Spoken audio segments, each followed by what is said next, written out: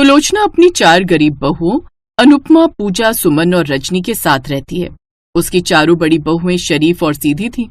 अब उसके सबसे छोटे बेटे अनमोल के लिए वो उसकी पसंद की लड़की नैना को देखने उसके घर जाते हैं, जहाँ चारों गरीब जेठानियां भी हल्की सी साड़ी पहनकर जाती हैं। देखने दिखाने की रस्म होती है और बात पक्की हो जाती है। उनके जाने के बाद नैना अपनी माँ से, माँ आपने मेरी उन चारों जेठानियों को देखा, कितनी सस्ती और हल्की सी साड़ी पहनकर आई थी, लगता है बेचारी गरीब घर की हैं। तुम्हें क्या करना है, गरीब घर से हो या अमीर घर की, हम तो तुझे बहुत सारा दहेज देने वाले हैं, फिर देखना तेरी सास तेरे ही गुणगान करेगी। और हुआ भी ऐसा ही। सुलोचना की सबसे छोटी बहू नैना जब ब्याह कर अपने ससुराल आई तो दहेज में खूब सारा दहेज लाई। तो शादी के दिन उसकी सास उसका गृह प्रवेश करवाते हुए, हाय मेरी सबसे छोटी बहू कितनी सुंदर और अमीर है, देख तो गायत्री मेरी बहू कितना दहेज लाई है, इतना तो इन 4 गरीब बहुओं की शादी में मिलाकर भी नहीं आया। ये तो तू बिल्कुल ठीक कह रही है सुलोचना, तेरी छोटी बहू तो अनगिनत दहेज लाई है, तेरी तो लॉटरी लग गई। ये सुनकर जहाँ चारों गरीब जेठानियों को बुरा लगता है तो वहीं नैना मन ही मन ये सुनकर बहुत खुश हो रही थी। नैना जितनी खूबसूरत और अमीर थी, साथ ही वो उतनी ही घमंडी भी थी। शाम को नैना की मुंह दिखाई होती है। मोहल्ले की सभी औरतें उसे मुंह दिखाई पर कुछ न कुछ उपहार देकर जाती हैं। सुलोचना भी उसे सोने की अंगूठी उपहार में देती है। ये ले बहू, ये मैंने तेरे लिए सोने की अंगूठी बनवाई है। ओह थैंक यू माँ जी। लेकिन उसकी चारों जेठानियां उसे मिलाकर एक शगुन का लिफाफा देती हैं, जिसमें 500 रुपए का शगुन होता है। ये देख नैना अपने पति अनमोल से कहती है, सच में अनमोल तुम्हारी चारों भाभियां ना बड़ी ही कंगली हैं, सिर्फ 500 रुपए पकड़ाकर चली गई, हद होती है कंजूसी की। नैना का मुंह बन जाता है। फिर शाम को नैना की सुहागरात पर उसकी चारों जेठानियां मिलकर फूलों से उसके कमरे को सजाती हैं, लेकिन नैना को उनकी वो डेकोरेशन भी कुछ खास पसंद नहीं आती। फिर शादी के अगले दिन नैना सुबह 10 बजे सोकर उठती है। तब तक उसकी चारों जेठानियों ने घर के सभी कामकाज कर लिए थे। कुछ देर बाद जब नैना तैयार होकर अपने कमरे से बाहर आती है तो उसकी जेठानियां उसकी महंगी साड़ी को देखती ही रह जाती हैं। फिर उसकी सबसे बड़ी जेठानी उसे देखकर कहती है, अरे वाह नैना, तुम्हारी साड़ी तो बहुत ही अच्छी है। हाँ हाँ मुझे भी बहुत अच्छी लगी, और ये रंग भी तुम पर कितना खिल रहा है। अच्छी तो होगी ही, पूरे 10,000 की साड़ी जो ठहरी। अब इतनी महंगी साड़ी तो तुम गरीबों ने कभी देखी भी नहीं होगी। वैसे आप लोग इतनी महंगी साड़ी क्यों नहीं लेती? नहीं नहीं, इतनी महंगी साड़ी हम तो कभी ना ले। अरे इतने में तो हमारे साल भर के कपड़े आ जाएं, और हमें इतना महंगा पहनने की आदत भी नहीं है। अच्छा, आदत नहीं है या औकात नहीं है? तभी उनकी सास भी अपनी अमीर बहू का पक्ष लेते हुए कहती है, बिल्कुल सही कहा तुमने छोटी बहू, इन चारों गरीबों की औकात ही नहीं है। इन सब के माँ बाप ने शादी के वक्त भी इन्हें 2-2 जोड़ी कपड़ों में ही भेज दिया था। अपनी देवरानी और सास के मुंह से ये बात सुनकर वो चारों चुप हो जाती हैं। नैना की अमीरी के चलते अब उसकी सास भी उसी के गुणगान गाती है और सारे काम उसकी चारों गरीब जेठानियों से ही लेती है। फिर एक रोज, अरे रजनी सुमन कहाँ मर गई, मेरे लिए 1 कप चाय तो बना कर ले आओ। कुछ देर बाद रजनी चाय का कप लेकर आती है। ये लीजिए माँ जी। तभी नैना वहाँ आती है।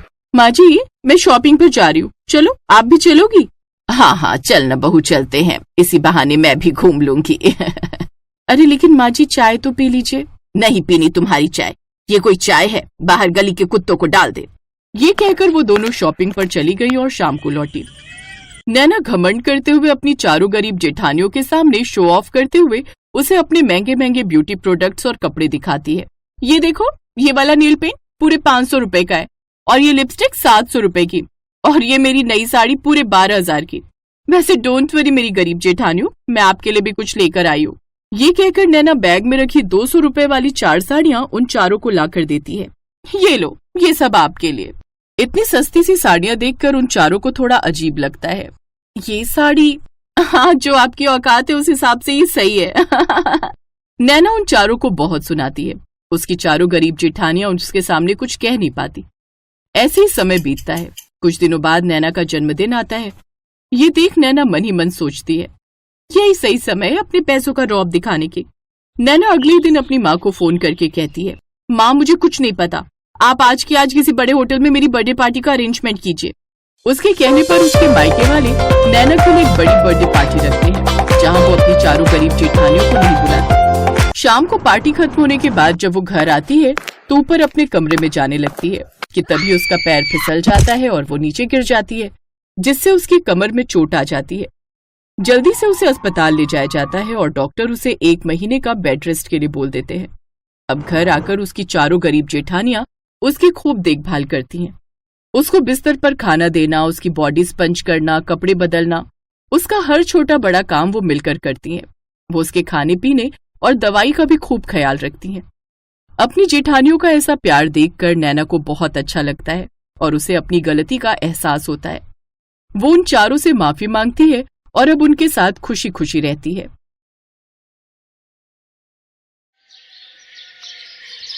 आशुतोष, तुम समझ नहीं रहे हो, 1 महीना बहुत ज्यादा है गांव में रुकने के लिए। रिया, तुम कैसी बातें कर रही हो? ज्योति मेरी सगी बहन है। हम तो सिर्फ कुछ दिनों की छुट्टियां लेकर समय पर शादी में पहुंच रहे हैं। पर मोहन भैया और आशा भाभी ने तो ज्योति की शादी की सारी तैयारियां खुद से ही की हैं। दिख रहा है। पिछले महीने 2 लाख रुपए किसने बैंक अकाउंट से भेजे थे, बताना। रिया, आज के जमाने में 2 लाख रुपए कुछ भी नहीं है एक शादी के लिए। और ज्योति हम 2 भाइयों की इकलौती बहन है। उसके जेवर बनवाने के लिए मैंने थोड़ी मदद कर भी दी तो।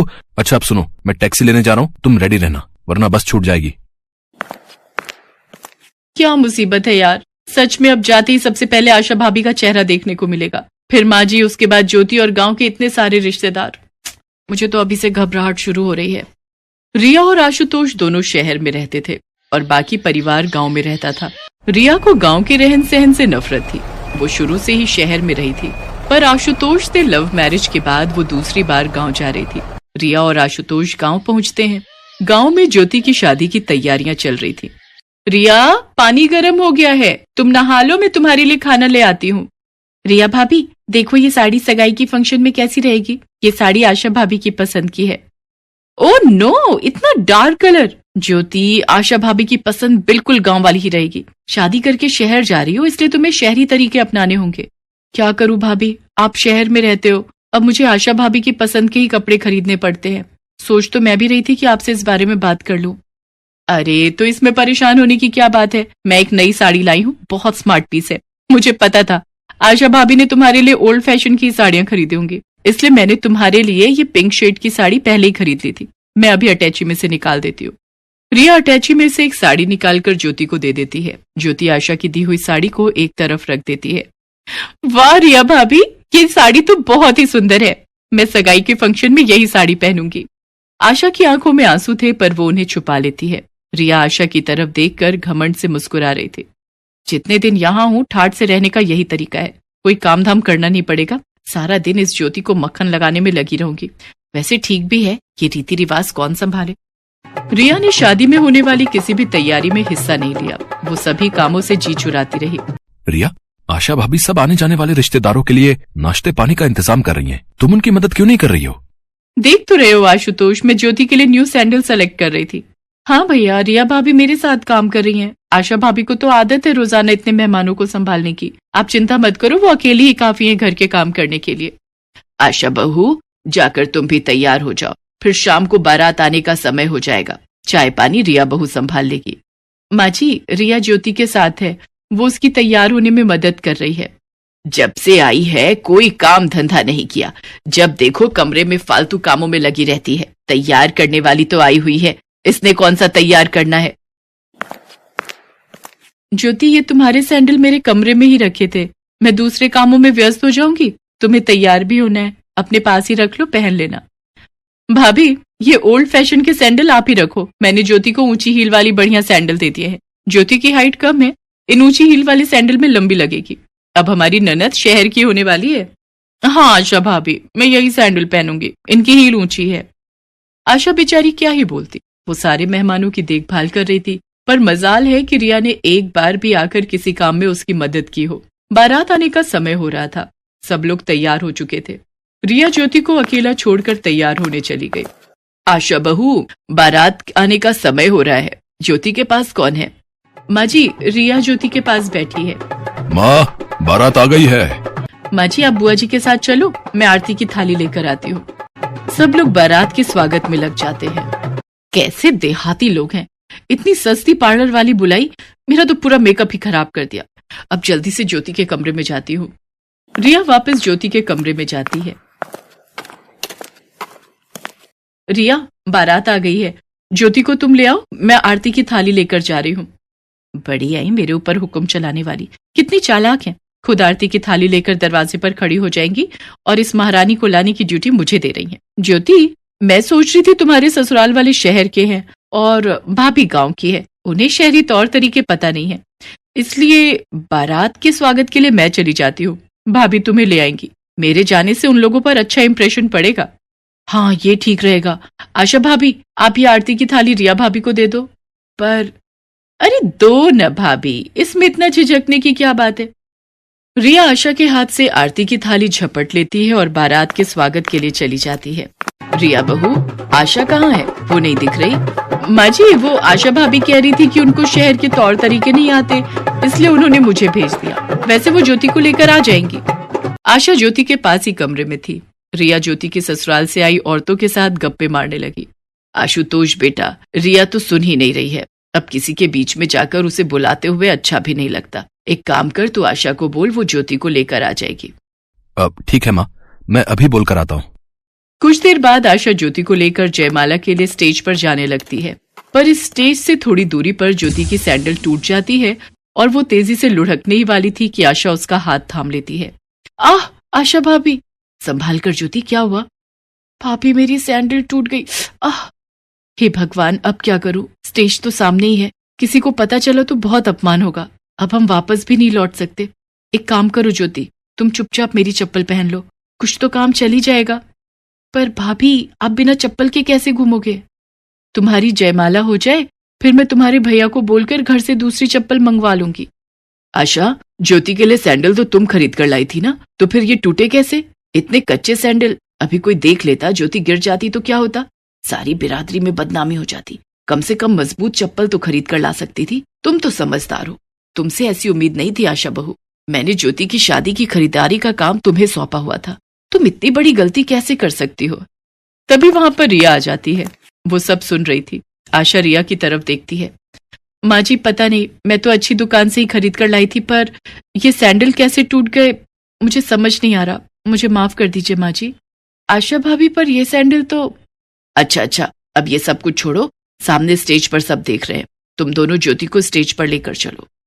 रिया बहुत शर्मिंदा थी, उसके कारण आज ज्योति की इंसल्ट हो सकती थी, पर आशा ने सब कुछ संभाल लिया। जयमाला के समय आशा ने पैरों में चप्पल नहीं पहनी हुई थी, पर साड़ी लंबी होने के कारण उसके पैर छुप गए, इसलिए किसी को इस बात का पता नहीं चला। कुछ देर बाद मोहन घर से दूसरी चप्पल ले आता है और आशा वो चप्पल पहन लेती है। धूमधाम से ज्योति की शादी हो जाती है और सब ज्योति को खुशी खुशी विदा करते हैं। आशा भाभी, मैंने अगर कोई भी गलती की हो तो मुझे माफ कर देना, आप मेरी बहुत प्यारी भाभी हो। रिया भाभी, आशा भाभी बहुत अच्छी है, उन्होंने एक माँ की तरह मेरा हमेशा ख्याल रखा है। कभी कभी माँ मुझे डांट देती है, पर आशा भाभी ने मुझे बहुत लाड प्यार दिया है। ससुराल जाकर मैं आशा भाभी को बहुत याद करूंगी। और रिया भाभी, आप भी बहुत अच्छे हो, आप मेरे लिए कितना सोचते हो। आपने इन शादी के कुछ दिनों में मेरा बहुत ख्याल रखा, उसके लिए दिल से शुक्रिया रिया भाभी।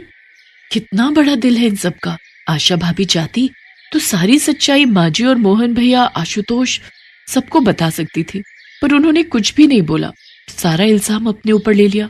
और ज्योति को देखो, उसने भी मेरी इस बात को दिल पर नहीं लिया। रिया ज्योति के गले लग जाती है।